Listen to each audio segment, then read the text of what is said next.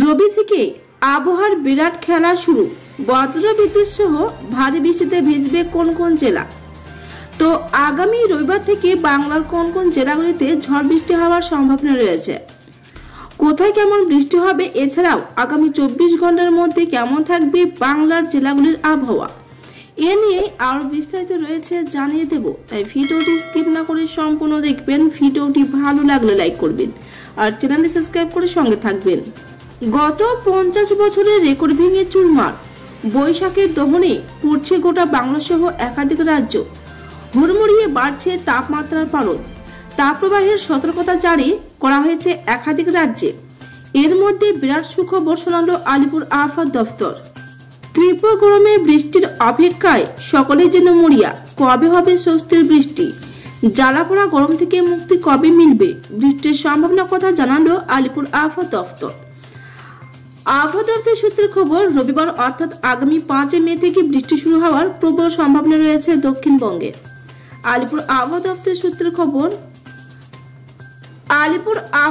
সূত্রের খবর আগামী 5 মে রবিবার বজ্র বিদ্যুৎ সহ বৃষ্টির প্রবল সম্ভাবনা রয়েছে উত্তর 24 পরগনা, দক্ষিণ 24 পরগনা এবং পূর্ব মেদিনীপুরে।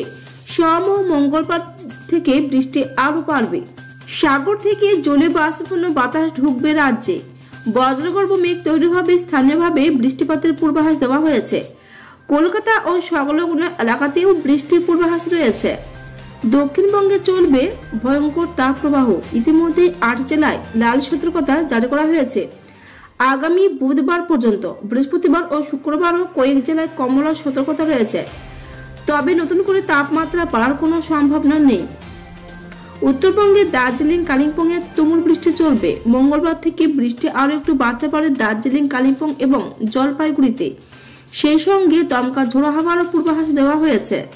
বুধ ও বৃহস্পতিবার দার্জিলিং, কালিম্পং, আলিপুরদুয়ার, কোচবিহার, জলপাইগুড়ি এই 5 জেলায় বজ্র বিদ্যুৎ সহ হালকা মাঝারি বৃষ্টির সম্ভাবনা। পাশাপাশি 30 থেকে 40 কিলোমিটার গতিবেগে দমকা ঝোড়ো হাওয়া বইতে পারে।